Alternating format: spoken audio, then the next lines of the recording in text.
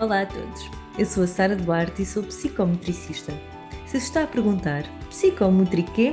Está no sítio certo. Neste podcast vamos falar sobre psicometricidade, uma terapia que intervém através do corpo, do movimento, da emoção e da relação, em diversos contextos de atuação. Bem-vindo ao Psicometriquê, o espaço onde vamos dar a conhecer a psicometricidade.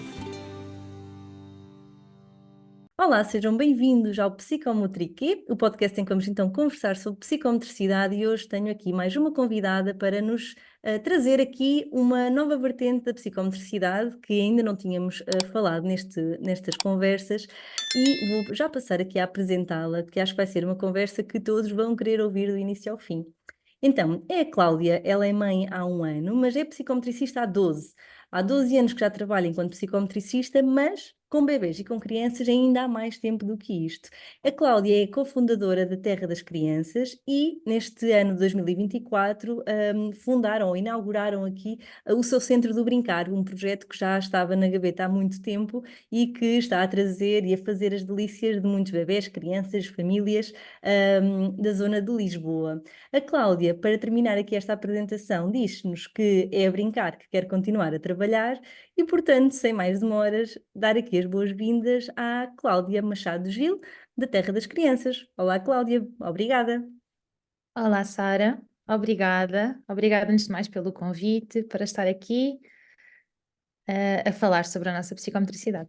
Exatamente, obrigada eu por teres aceito este desafio, esta ideia mesmo de falar assim de uma forma super clara, super prática sobre a nossa intervenção, e vocês, através da vossa página, que desde já posso aqui dizer, a Terra das Crianças tem uma página em que demonstra muito aquilo que é o trabalho da psicometricidade no contexto em particular que vamos aqui falar hoje, que é aqui na área da psicometricidade, numa vertente mais educativa e das sessões que decorrem em contexto de creches.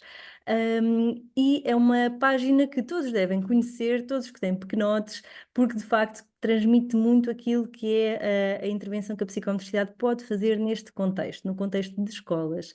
Portanto, começando exatamente por aqui, Cláudia, como é que tu poderias explicar ou descrever, assim de uma forma prática e clara, o que é este trabalho que vocês há tanto tempo já fazem, que têm vindo a desenvolver junto destas creches e jardins de infância, da psicomotricidade neste contexto? Ok, então, olha, posso-te começar por dizer que a psicometricidade pode ser definida como o campo transdisciplinar que estuda e investiga as relações. Estou a brincar, não vamos nada definir assim. Isto é para começar por fazer aqui uma crítica, uma sátira, uma brincadeira com a definição que nós conhecemos, não é, da Uhum. psicometricidade e que, além de não ajudar a compreender, eu acho que ainda baralha mais as pessoas, não é? Quando nós tentamos explicar o que é a psicometricidade, hum, quando nós começámos a trabalhar nesta área, e a levar a psicometricidade às escolas em 2015, o termo psicometricidade era assim mesmo um monstro, não Uhum. existia, as escolas não conheciam a psicometricidade, não havia psicometricidade nas escolas. Felizmente agora já virou moda e já começou a ser quase obrigatório as creches, sobretudo, terem psicometricidade, mas na altura isto não era assim.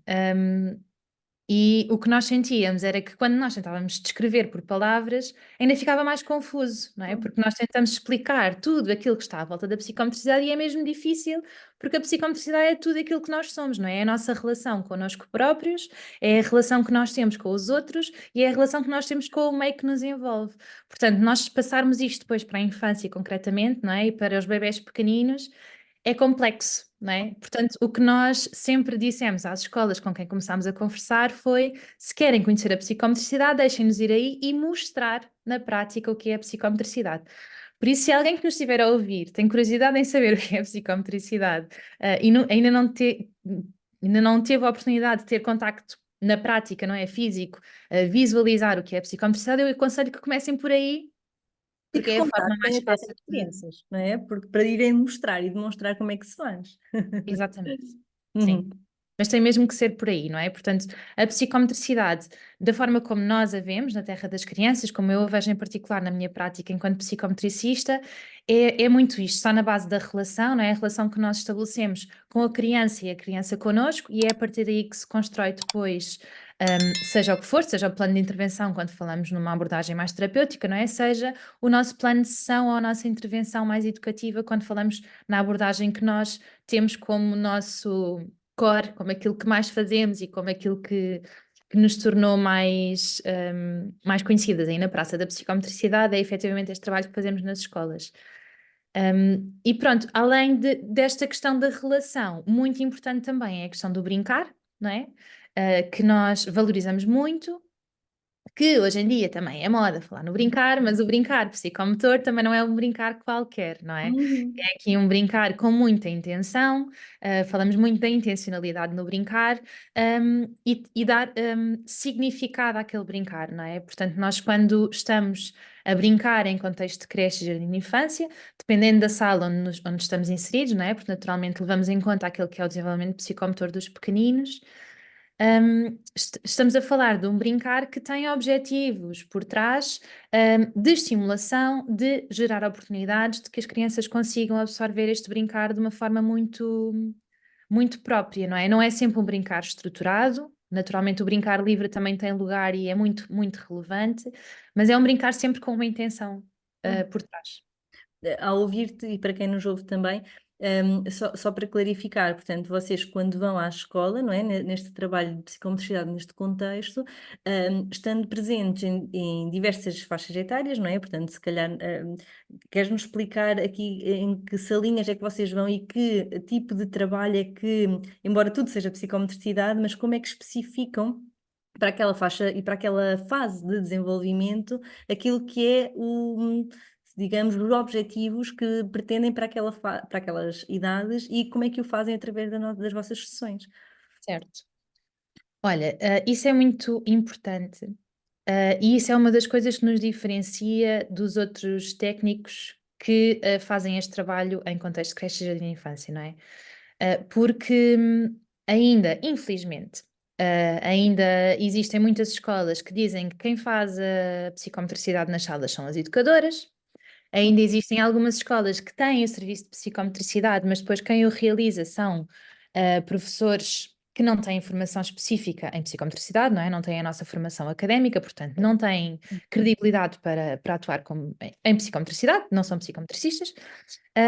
Portanto, é muito relevante nós percebermos que o trabalho do psicometricista é de facto diferenciador, porque nós não fazemos atividades simplesmente que sabemos que vão resultar com aquelas crianças, fazemos atividades que sabemos que estão adequadas ao desenvolvimento psicomotor das crianças e temos noção, sobretudo, eu acho que isto é o mais importante, da progressão das competências que existem no desenvolvimento infantil, não é? Portanto, o desenvolvimento infantil, o desenvolvimento psicomotor tem uma linha normativa, e nós, ao conhecermos essa linha normativa, orientamos as nossas atividades dessa forma, por essa linha.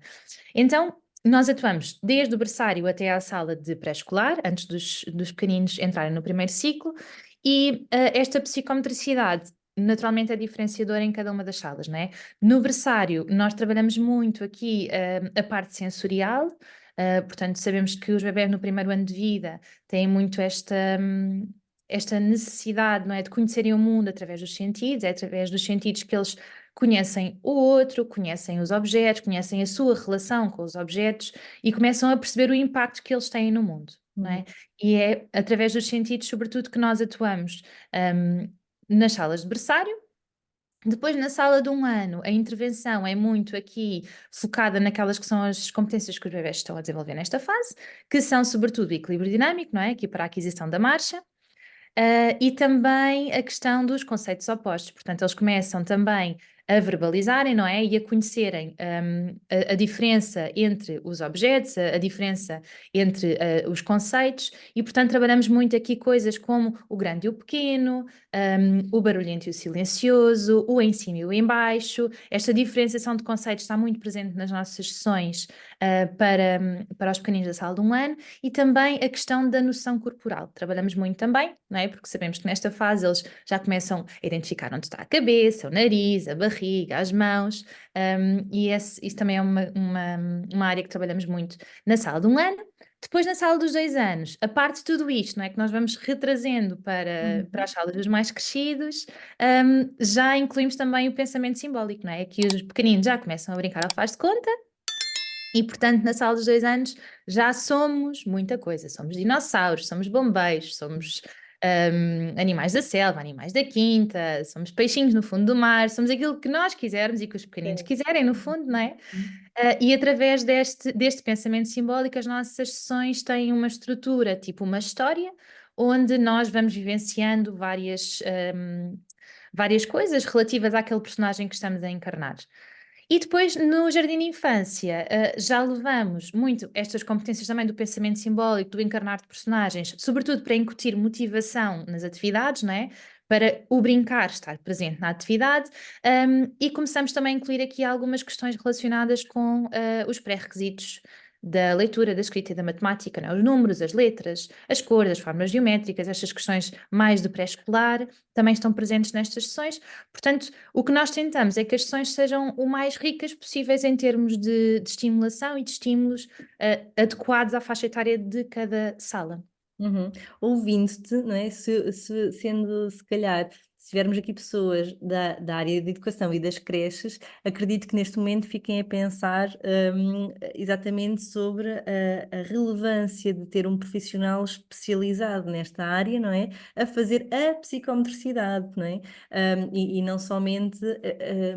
Muitas vezes profissionais de educação física ou os próprios educadores, que no fundo acredito que possam fazer atividades motoras, mas é Uhum. aqui que entra o psico, não é? Então, para além daquilo que falas em relação à própria fase de desenvolvimento, que aí outro profissional também poderia, sabendo estas fases, aplicar algumas atividades lúdicas nesse sentido, como é que é o olhar do psicomotricista, não é? Que não é só motricístico, portanto, não faz só um conjunto de um circuito psicomotor ou um circuito motor, nesse caso, ou uma série de obstáculos para os miúdos ultrapassarem utilizando o equilíbrio dinâmico e estático ou outro tipo de ou coordenação, o que for. E de que forma então é que é este olhar psicomotor em que o psico o que é que traz de extra aqui, nesse contexto? Sim, nós costumamos dizer que nós somos parceiros das equipas educativas, não é? Portanto, nós nunca, em momento nenhum, queremos passar a mensagem de que substituímos o trabalho da Uhum. educadora, naturalmente que isso não é possível, não é? O educador de infância e a equipa educativa têm um papel fundamental na vida das crianças e, portanto, o que nós queremos é passar esta mensagem de que somos um serviço complementar. Não é? Uhum. O trabalho da educadora é um serviço, é um trabalho imprescindível, não é? Absolutamente necessário, não é substituível, e o nosso trabalho enquanto psicometricistas que atuam neste contexto é um trabalho complementar. Portanto, nesta complementariedade é que está o segredo do sucesso, não é? Portanto, nós tentamos ser parceiras das educadoras com quem trabalhamos diariamente e, portanto, levamos muitas ideias que depois elas tentam aplicar na prática do dia a dia, porque nós só lá estamos uma vez por semana. Uhum. E funciona também na nossa ausência, porque nós demos este mote, não é? Explicámos o que é que estávamos a fazer e depois elas conseguem recriar. Naturalmente, não vão ter o olhar do psicometricista, não é? E é este olhar clínico que nós temos que depois faz muita diferença, por várias razões. Nomeadamente por isso que estavas a dizer, não é? Porque nós não saltamos por saltar, não é? Nós não chutamos bolas por chutar bolas e nós não passamos uma sessão a explorar arcos simplesmente porque estamos a explorar arcos. Existe, claro que os materiais também têm aqui uma vertente relacional muito relevante na nossa intervenção, não é? Mas existe aqui a parte da, não só da relação, mas também da cognição que nós incluímos em todas as atividades que fazemos. Ou seja, nós, quando estamos a saltar, nós saltamos como o macaco, como o sapo, como o golfinho, não é? Seja qual for o âmbito em que estamos a trabalhar, e isto, além de estarmos a fazer o salto, estamos a dar motivação a esta tarefa. Portanto, logo aqui já é Uhum. muito mais interessante do que simplesmente vamos todos saltar a pé juntos. E depois, além disto, também estamos a incluir competências que são relevantes depois para a aprendizagem sobre o mundo, não é? Porque uma criança aprende muito mais sobre os animais, agora estamos aqui no tema animais, mas aprende muito mais sobre os animais quando vivencia o que é ser esse animal, não é? Do que quando vê numa televisão o animal do que quando lê num livro ou lhe contam uma história sobre esse animal.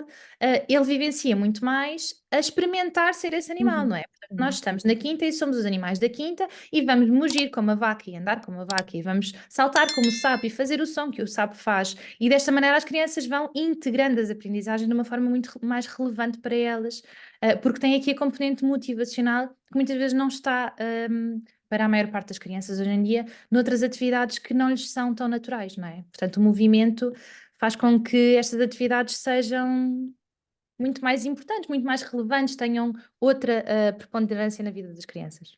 Portanto, também é um movimento muito mais simbólico, não é, do que um movimento funcional só por si, que seria o só por Exatamente. saltar, não é? Exato.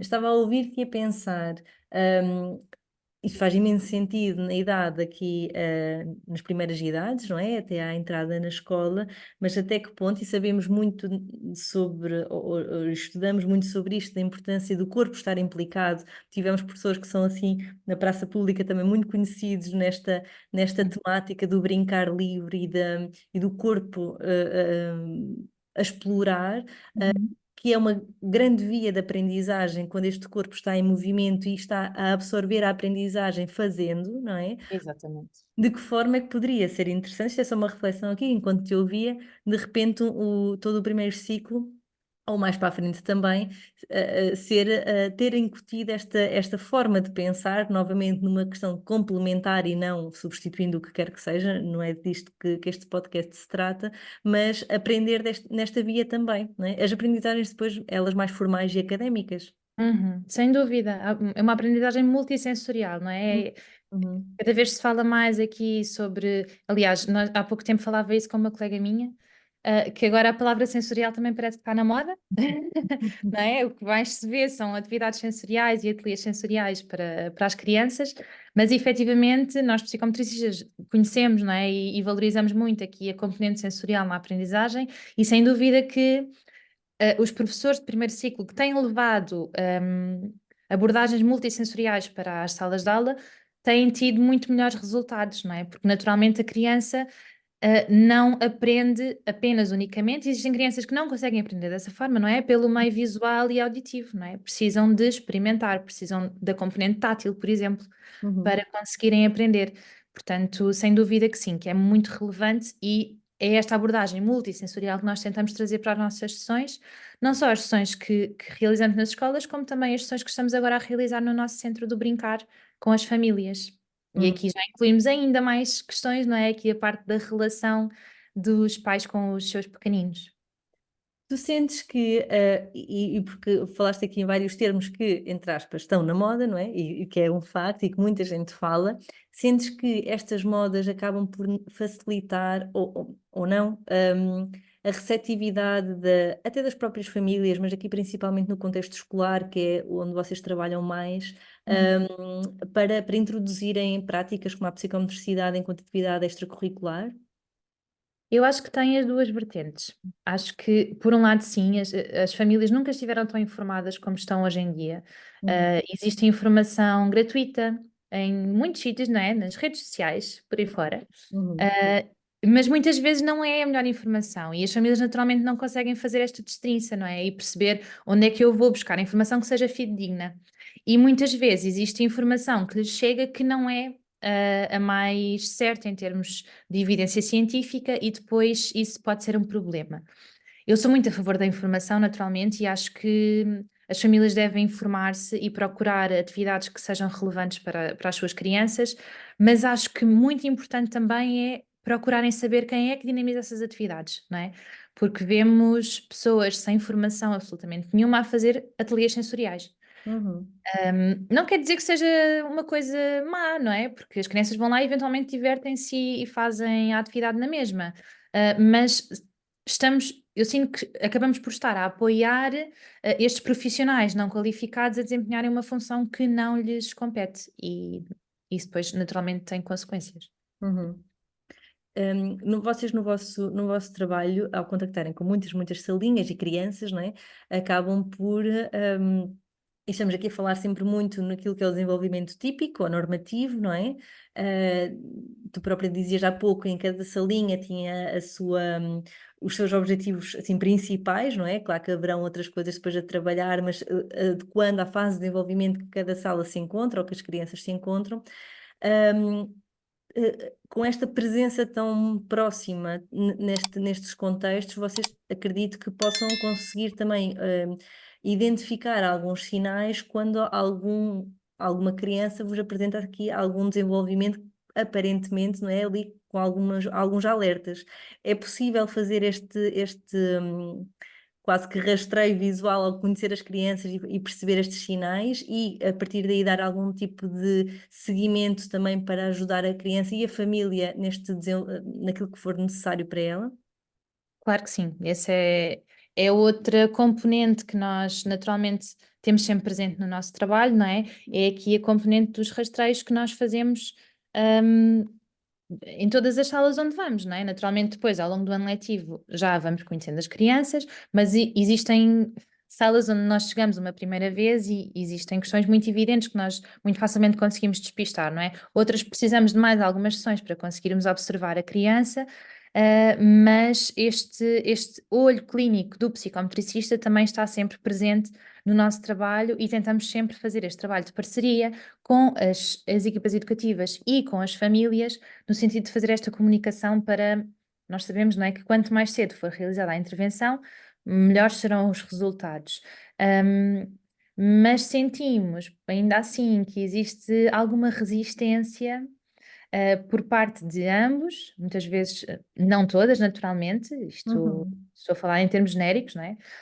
Mas existe alguma resistência, às vezes, por parte de educadoras, por parte de direções de escolas e também, depois, em última linha, por parte das famílias para fazer este encaminhamento, não é? Porque nós podemos lançar a bandeira, não é? uhum, Podemos inicialmente servir como sinalizadores, mas uhum, depois o encaminhamento não é feito por nós, não é? Nós depois não temos poder sobre isso. Isso depois tem que ser um trabalho que tem que ser realizado pela família ao procurar esse apoio. E isso muitas vezes é feito já tardiamente, infelizmente. Mas naturalmente nós tentamos e fazemos, não é? E sinalizamos assim que sentimos que existe algum alerta a que devemos estar atentas. uhum. E que alertas é que nós podíamos deixar aqui também, para quem nos ouve, daquilo que vocês, nesse contexto em particular, encontram mais? Hoje em dia, não é? Acredito que também sejam crianças diferentes das que eram quando vocês Uhum. começaram, mas hoje em dia, que sinais são esses? Que as famílias podem também estar atentas e as educadoras? Sim, existem, depende daquilo que estamos a falar, não é? Depende da sala em que estamos a falar, mas existem sinais que nós observamos muitíssimo hoje em dia e que nos preocupam muito e que são os mais desvalorizados, nomeadamente crianças que foram sentadas muito cedo, e que depois não chegam a gatinhar, por exemplo. Portanto, sentadas ainda sem terem a competência de se sentarem por elas, não é? Autonomamente, é isso? Exatamente, sim, sim. Isto é uma coisa que nós ainda observamos muito em contexto de creche, não é? Porque existe aquela coisa de que temos que sentar os meninos para eles comerem, e Uhum, temos que começar a sentá-los aos 4 meses, porque senão eles chegam às 6 e não se sentam e é um drama, e depois. Isto quando a introdução alimentar não é feita ainda aos 4, não é? Mas isso já são outros temas. Ahm, Portanto, isto é uma coisa que nós observamos muito, muito, muito, muito, muito ainda em creche e que nós lutamos muito nas creches onde trabalhamos para que não seja feito. Um, é uma coisa que vemos muito, são crianças que não chegam a gatinhar e que estão presas na posição sentada porque foram colocadas desta forma, né?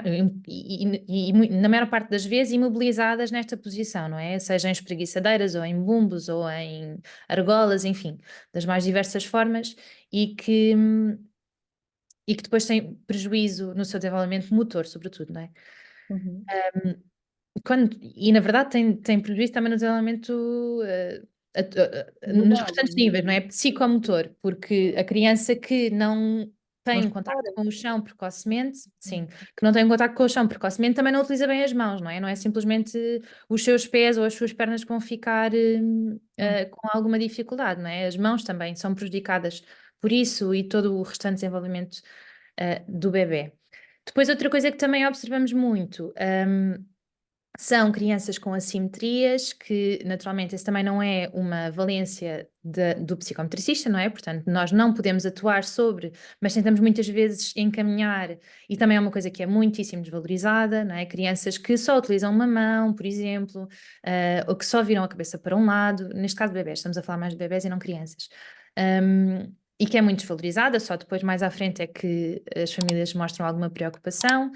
E depois mais questões relacionais, crianças que não respondem ao nome, não é? Crianças que não fazem contacto ocular, crianças que têm alguma dificuldade em interagirem com alguns objetos por questões sensoriais, não é? Que não gostam de tocar em alguns objetos, por exemplo, que têm alguma hipersensibilidade a sons.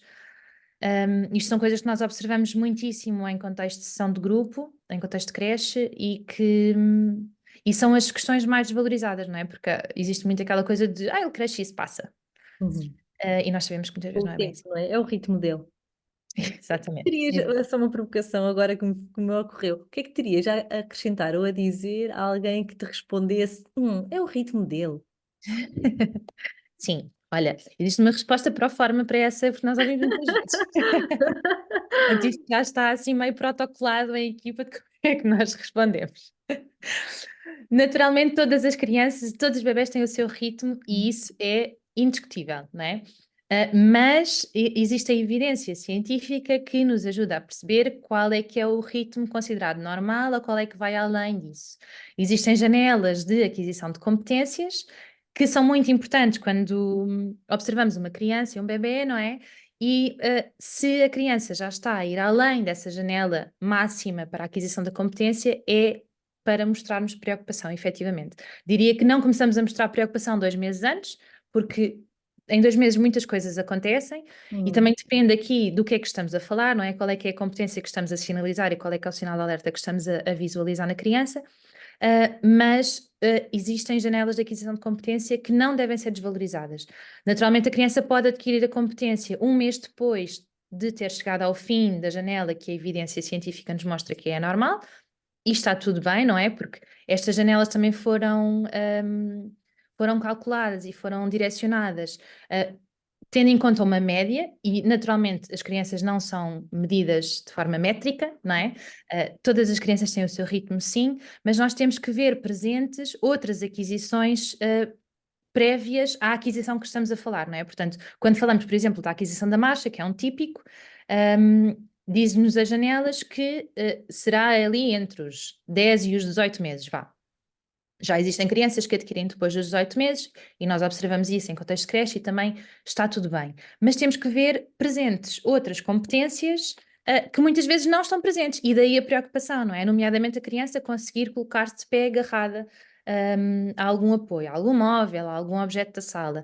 Nomeadamente a criança já gatinhar, por exemplo, não é? A criança não gatinhar já é considerado um sinal de alerta, apesar de existirem ainda muitas pessoas, inclusive profissionais de saúde, que dizem que o bebê não tem que gatinhar.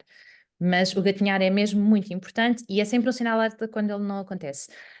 Portanto, existem outras competências prévias que, não estando presentes, aí sim o nosso sininho começa a tocar, não é?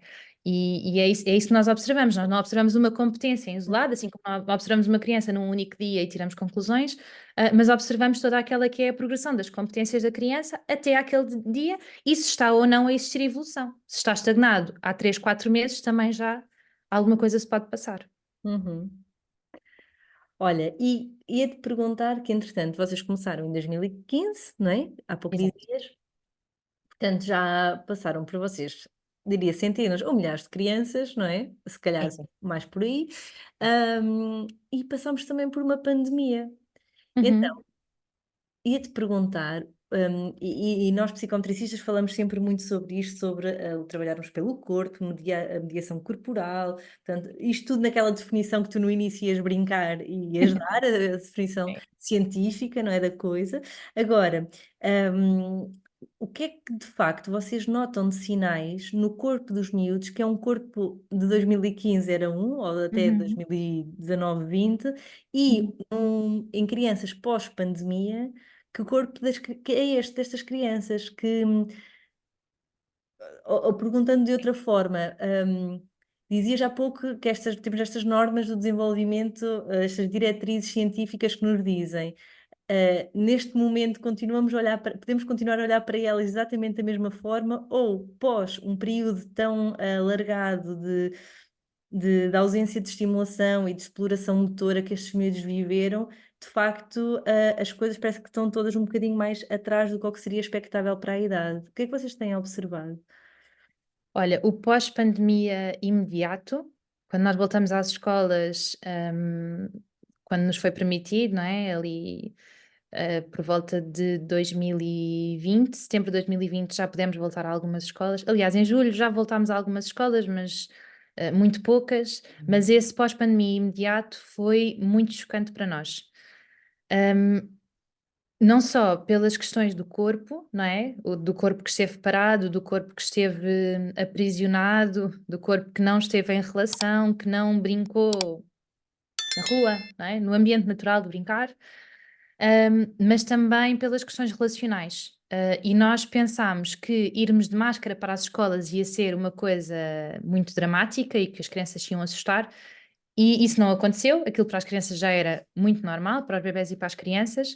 Um, mas as questões relacionais das crianças, sobretudo umas com as outras, connosco, não é? Com os materiais, nós sentimos que as crianças não sabiam brincar, não estavam preparadas para nada daquilo que nós tínhamos para lhes apresentar. E esse pós-pandemia imediato foi mesmo muito chocante para nós, e nós ainda hoje vemos consequências dessa pandemia. Curiosamente, a pandemia em si trouxe algumas coisas boas que nós observamos para algumas famílias, não é? Naturalmente, não podemos falar de forma genérica, mas em algumas famílias nós sentimos que foi uma fase muito boa para os pais começarem a brincar com os seus filhos. E começarem a procurar coisas para fazerem em casa com os filhos, não é? Porque na altura não havia outra hipótese, estávamos fechados em casa, portanto não havia a escapatória do vamos brincar para a rua, vamos brincar para a praia, ou vamos brincar, não é? Que é tão incrível, mas que as pessoas não podiam fazer, e portanto as pessoas foram procurar ideias para brincar em casa. E nós observámos muitas famílias, nós na altura criámos aqui uma ideia que foram as aulas virtuais, portanto nós começámos a fazer sessões de psicometricidade que estavam pré-gravadas, não é? Porque depois as rotinas das famílias não eram todas as mesmas, não conseguíamos encontrar aqui um horário pré-estabelecido. E portanto gravávamos as sessões e depois as famílias faziam em casa com os filhos. E a ideia era mesmo os pais, as mães, ou ambos estarem com os filhos a fazer a sessão. E depois recebíamos feedbacks tão bons de que tinham sido um momento tão especial para aquela família, porque as famílias não estão habituadas a fazer atividades de movimento com os filhos, não é? As atividades que as famílias fazem com os filhos é, sei lá, puzzles, não é? Brincar às casinhas, essas coisas que nós temos em casa e com as quais brincamos. Portanto, as famílias não estão habituadas a criar um percurso psicomotor em casa, ou a tirar bolas em casa, ou a ir dentro de casa procurar coisas, procurar objetos da cor X, Y, Z, não é? Portanto, nós observamos que este período de pandemia para as famílias que quiseram investir na relação com os filhos, porque tinham tempo para isso, não é? As famílias que não estavam em teletrabalho e que conseguiam estar mesmo 100% dedicadas aos filhos, acabou por ser muito, muito bom. Mas para as restantes, ou para uma larga fatia, foi difícil, e uma coisa que nós observamos muito foi o impacto, sobretudo das tecnologias, nas crianças. Isto é uma coisa que ainda sentimos hoje em dia, e que nos continuam a chegar meninos que nasceram nesse período de pandemia com algumas questões relacionadas com o impacto das tecnologias, não é? Aquela dificuldade em usar as mãos porque só estão habituados a usar o dedo, questões que nada é estimulante no mundo, a não ser um tablet que tem um jogo ou um tablet que tem um vídeo. Portanto, isso é uma coisa que nós ainda hoje observamos e que antes da pandemia não observávamos, não é? Esta questão das tecnologias teve um impacto mesmo muito, muito forte, no pós-pandemia. Uhum. Há pouco falavas de miúdos que, pela falta de estimulação ou de espaço, não é? Ou pessoas que ficaram confinadas nas suas quatro paredes e que podiam não ter também esta disponibilidade até de espaço para explorar e para brincar, este brincar mais de criança, não é? Este brincar que não é só focado numa mesa, num puzzle ou num desenho, não é? Este brincar Uhum. mais exploratório. Um, e levando esta pergunta para um sentido mais amplo, mais global, qual é que tu vês, e nós falamos muito de brincar, porque é uma das vias de trabalho da psicomotricidade e Uhum. de uma criança crescer, qual é que tu sentes, e poderias aqui dar essa tua opinião, do impacto deste não brincar, ou não brincar porque não tenho oportunidade, mas também porque não sei brincar, não me sei ocupar, não sei explorar, tem naquilo que é o desenvolvimento da criança, da sua personalidade, das suas até aprendizagens académicas, porque a certa altura chegamos ali a uma fase na escola que o que importa, aqui muito entre aspas, é os resultados académicos, não é? Mas até nisso, o que é que o não brincar, o não saber criar, o não saber simbolizar tem impacto?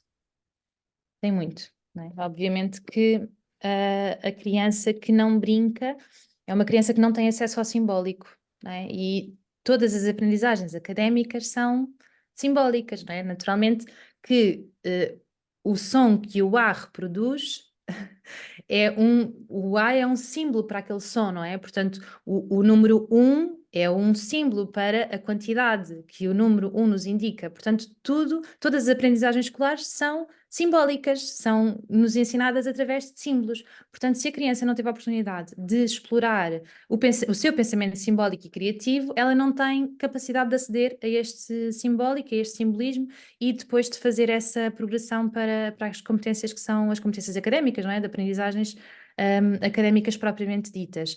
Por isso, nós costumamos dizer muito que nós, enquanto psicometricista que atua em contexto de creche e jardim de infância, temos um papel preventivo nesse aspecto, não é? E educativo no sentido em que nós levamos oportunidades de exploração às crianças. Aqui, nós sempre falamos em estimulação, não é? E a estimulação também, de há uns tempos para cá, foi assim um bocadinho endemonizada, parece que é uma coisa negativa e parece que estamos a sobrecarregar o bebé e a criança, mas obviamente quando nós falamos de estímulos, nós levamos em conta que tudo aquilo que está à volta do bebé e da criança são estímulos para ela, não é? O ambiente em que a criança está é cheio de estímulos, e existem estímulos bons e estímulos maus, e naturalmente nós não queremos nunca hiperestimular a criança, muito pelo contrário, não é? E as famílias que vão às nossas sessões agora presencialmente conseguem perceber que nós temos muito cuidado, sobretudo até inclusive nas músicas que escolhemos.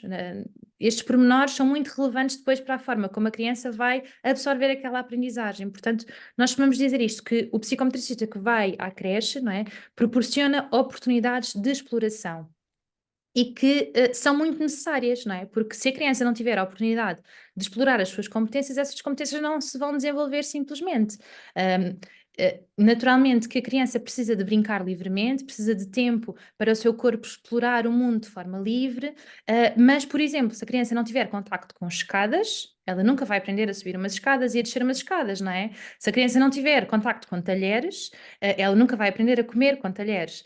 Portanto, estas oportunidades têm que ser proporcionadas pelo adulto, não é? Nós costumamos dizer que o estímulo está no ambiente, mas quem cria e adequa o ambiente é o adulto. Portanto, nós temos este papel que é muito importante e que fazemos não só nas nossas sessões, como também nas creches onde trabalhamos de forma profilática, digamos assim, não é? Ou seja, nós observamos o contexto da sala onde as crianças estão e damos algumas ideias à educadora e ao auxiliar da forma como podem eventualmente adequar o ambiente se ele não estiver adequado às crianças.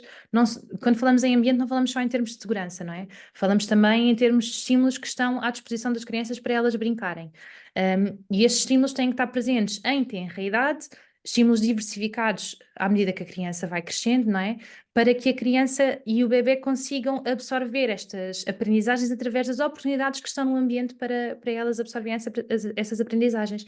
E isto chega através de estímulos, que podem ser materiais, não é? Que podem ser sons, que podem ser estímulos auditivos, visuais, táteis, enfim, das mais variadas formas, e a criança recebe esses estímulos, integra-os e consegue progredir nessas aprendizagens, não é? Isto aplica-se também à questão dos símbolos tão necessários para as competências académicas. Isto leva-nos àquela, a uma pergunta, mas que, no fundo, que eu tinha aqui pensado, mas que penso que na verdade já respondeste, que era, sendo o corpo a via pela qual tudo é aprendido, e nós, psicometricistas, técnicos de saúde ou profissionais que trabalham através do corpo, um corpo relacional entre aspas, e não, entre aspas, não, entre aqui entre parênteses, e não funcional, não é? Não é a parte motora que importa só. Um, a minha pergunta seria qual era então o impacto que nós, atuando através desta via corporal, tem nos pré-requisitos para a aprendizagem, mas que no fundo foi aquele através dos exemplos que foste dando há pouco, vai aqui ao encontro, não é? Aqui, falavas aqui do exemplo do A, da leitura, da escrita, mas de que forma, por exemplo, também para quem nos ouve, e falavas há pouco da matemática, como é que, por exemplo, conceitos espaciais, não é? Esta relação do corpo com o espaço, até que ponto é que isto depois tem impacto nas aquisições de matemática, por exemplo, não é? Ou seja, para entendermos, além do símbolo escrito ou como é que estas relações efetivamente se concretizam depois, a forma como a criança tem ou não noção do seu corpo na relação com o espaço, com os objetos, com o outro, também interioriza conceitos que são base, são requisitos para depois aprender essa área académica também. É isso mesmo. É mesmo essa questão que estavas a dizer agora. São pré-requisitos básicos, não é? E, naturalmente, o cérebro do bebê vai se desenvolvendo ao longo do seu desenvolvimento normal, mas nós sabemos que o cérebro do bebê se desenvolve quase até ao tamanho da idade adulta, até aos 3 anos. Portanto, esta janela de oportunidade, há bocado falávamos de janelas de competências, não é? Quando falamos em janelas de competências motoras, unicamente, não é? A marcha, o gatinhar, o correr, o Hum, saltar. hum, Mas existem janelas de oportunidade para a aquisição de competências, também elas psicomotoras e cognitivas, não é? Quando falamos aqui na relação, por exemplo, que estávamos a falar há pouco dos conceitos opostos, não é? Estamos a falar do mais, do menos, do maior, do menor, do em cima, em baixo, um lado, o outro, de um lado para o outro, não é? O chutar e o lançar, todos estes conceitos opostos são conceitos que depois são muito relevantes para a criança compreender o mundo e compreender essas tais aprendizagens académicas, não é? Porque se a criança não tiver integrado o que é mais e o que é menos, como é que ela vai conseguir associar o símbolo de mais e menos a um conceito que ela desconhece, não é? uhum, uhum, Se a criança não tiver noção do que é o maior e o menor, como é que ela vai perceber que o número 5 é maior que o número 1, não é? Como é que se faz esta complexidade de relações entre conceitos, se o conceito base não está adquirido? E a janela de oportunidade para a aquisição desta competência é exatamente ali entre o 1 e os 3 anos. uhum, Portanto, nós começamos a trabalhar na sala de 1 ano esta questão dos conceitos opostos, porque é mesmo relevante depois para as aprendizagens futuras. Isto às vezes parece que estamos só a brincar, não é? Mas uhum, não estamos. Este brincar é aquilo que falávamos logo no início, não é? Este brincar tem muito mais do que brincar. O brincar em si é muito importante e, naturalmente, a criança, pela experimentação e por si própria, consegue perceber, por exemplo, o peso dos brinquedos, que uns são mais pesados do que o outro, não é? E consegue fazer esta do mais pesado e o mais leve, e destes conceitos opostos, mas é importante que o adulto esteja presente para atribuir significado àquilo que a criança está a absorver do mundo, não é? Portanto, o adulto tem um papel muito importante no brincar e neste brincar psicomotor. uhum. Quase que um brincar mediado para dar significado para atribuir intenção a. Exatamente, é isso mesmo. Um pouco como nas sessões do ponto de cariz mais terapêutico, não é? Os materiais podem estar lá, a criança A pode brincar com aquele material de forma X e a criança B de forma Y, e o significado que terá para uma e para outra será diferente, e cabe-nos a nós atribuir esse significado também. Exatamente. Cláudia, assim, para fecharmos e para terminarmos, famílias que nos ouçam, educadores, profissionais de saúde e educação que nos ouçam, aqui sobre esta forma como a psicomotricidade também olha para o desenvolvimento infantil, não só quando já existe algum alerta, não é? Que se calhar é aquilo que é mais difundido e mais conhecido, é a parte terapêutica ou clínica da psicomotricidade.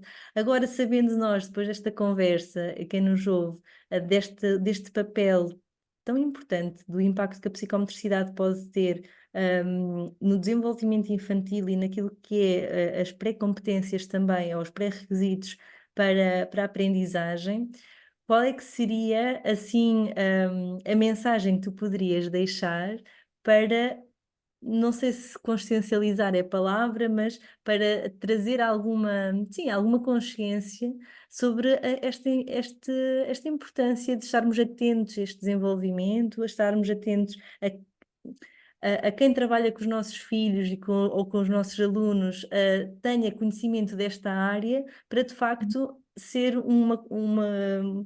um trabalho complementar àquilo que já existe nos diferentes contextos, mas que potencia ao máximo as competências dos nossos miúdos. Olha, eu acho que já devia ser obrigatório existir pelo menos um psicometricista em todas as creches e em todos os jardins de infância, não é? Tudo o que é aprendizagem pré-escolar, o psicometricista devia ser já um profissional obrigatório nestes contextos, porque é mesmo, mesmo importante, não é? Por tudo aquilo que tivemos aqui a falar, pela questão da estimulação precoce que é necessária para todas as crianças, não é? Não falamos aqui em termos terapêuticos ou quando é necessária intervenção, mesmo a estimulação do desenvolvimento normativo, e também pela questão dos sinais de alerta, não é? Que conseguimos facilmente observar, identificar e encaminhar. E sabemos nós que quanto mais cedo é iniciada a intervenção, melhores serão os resultados, portanto, também muito importante. E agora falando aqui do trabalho que nós fazemos também muito com as famílias, dizer também que o que nós temos integrado muito agora no nosso Centro do Brincar é esta questão das famílias terem este papel, não é? De serem um observador.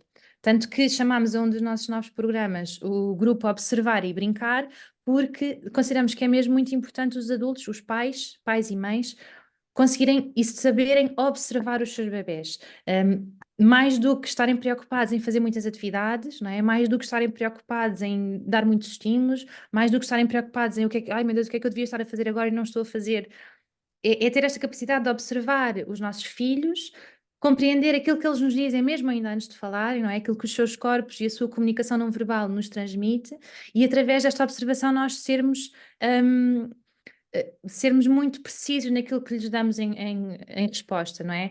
Conseguirmos dar resposta não só em termos de cuidados, não é? Ou seja, quando o bebê chora, nós naturalmente estamos disponíveis e somos o cuidador principal e damos esses cuidados ao nosso bebê, mas também em termos de brincar, não é? Conseguimos observar aquilo que o bebê está a desenvolver neste momento, não é? Quando o colocamos no chão, em movimento livre, conseguimos observar aquilo que o seu corpo nos está a transmitir e, portanto, conseguirmos lhes dar também as oportunidades de estimulação que eles nos estão a pedir com esta comunicação não verbal. Portanto, aqui o psicometrista tem um papel não interventivo, mas de legendar aquele que é o desenvolvimento do bebê e da criança e de capacitar os pais neste sentido. Acho que é mesmo muito relevante os pais cada vez se sentirem mais empoderados naquele que é o desenvolvimento dos seus filhos, não é? Não só em termos de informação, mas também em termos práticos, daquilo que conseguem realmente fazer com os seus bebés e com as suas crianças, e saberem brincar neste brincar espontâneo, não é? E não estarem preocupados em estruturar atividades riquíssimas, em fazer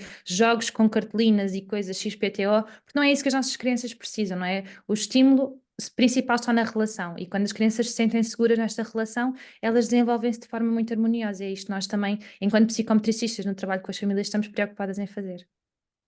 Tão bom, obrigada, Cláudia. Acho que fechamos assim com uma bela mensagem, uma mensagem mesmo, de potenciar estas famílias e olharmos para aquilo que realmente importa nos nossos filhotes, que é estarmos efetivamente disponíveis, responsivos àquilo que são as suas necessidades, e uma das necessidades é o brincar e é a relação, sem dúvida, a conexão. Agradecer-te muito teres aceito este convite, estares aqui disponível para partilhar todo o teu conhecimento e a tua experiência aqui no projeto que você já tem e que está assim sempre a crescer de vento em polpa, e é um orgulho enquanto colega ver-vos a crescer assim, a expandirem também aquilo que é o conhecimento da população em geral e da área aqui mais educativa também sobre a psicometricidade. Deixo aqui a nota para seguirem o projeto também da Terra das Crianças nas redes sociais e conhecerem o Centro do Brincar. Queres só explicar onde é, Cláudia? Que assim as pessoas também É no podem. Conselho da Amadora. Ok. Também na vossa página com certeza Tem estará lá a morada, tem, a sim. morada e todas as atividades que vocês fazem. Muito obrigada, então, por ter. Obrigada eu, Sara. Obrigada pelo convite. Foi uma conversa espetacular. Passou a correr. Muito mais ficou por dizer. Para um Mas fica para próximo. uma segunda edição. Exato. Exatamente, de uma próxima edição do nosso Psicomotriquê. Então, para Obrigada. fecharmos, e novamente, para que esta conversa e todas as outras cheguem cada vez a mais pessoas, deixo aqui este apelo para partilharem esta conversa, para deixarem o vosso like, para subscreverem o canal, deixarem os vossos comentários se quiserem, se nos estiverem a ver também pelo YouTube, e assim para que cada vez menos se tenha que ouvir a pergunta psicomotriquê, porque realmente acredito que estas conversas também ajudem aqui a clarificar esta psicomotricidade e esta nossa área de intervenção. Então até à próxima conversa, até ao próximo Psicomotriquê. Até lá!